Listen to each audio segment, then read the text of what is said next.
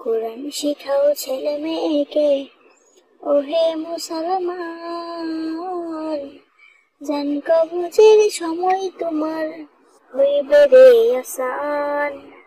জান কবজের সময় তোমার হইবে রে আসান। কোরআন শিখাও ছেলে মেয়েকে, ওহে মুসলমান।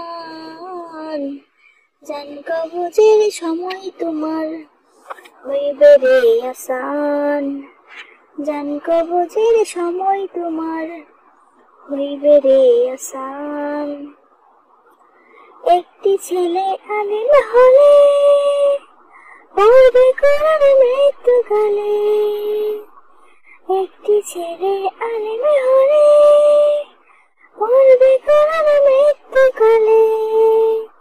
বেরিয়ে যাবে মাতৃ শয়তান, বেরিয়ে যাবে মাতৃ শয়তান, থাকবে রে ঈমান। জান কবজের সময় তোমার হইবে রে আসান। জান কবজের সময় তোমার হইবে রে আসান। কোরআন শিখাও ছেলে মেয়েকে, ওহে মুসলমান। জান কবজের সময় তোমার হইবে রে আসান।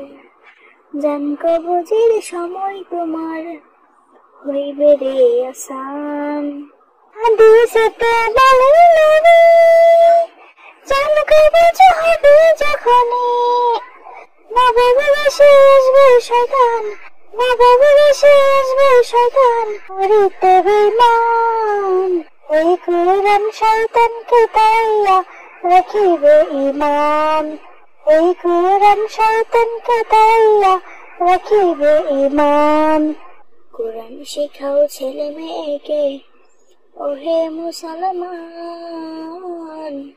জান কবজের সময় তোমার হইবে রে আসান।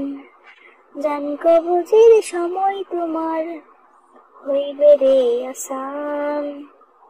একটি ছেলে আলিম হলে পড়বে কোরআন মৃত্যুকালে।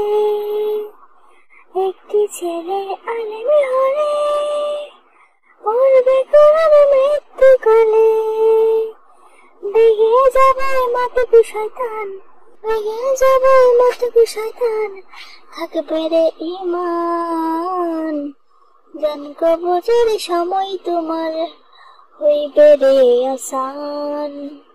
জান কবজের সময় তোমার হইবে রে আসান। কোরআন শিখাও ছেলে মেয়েকে, ওহে মুসলমান।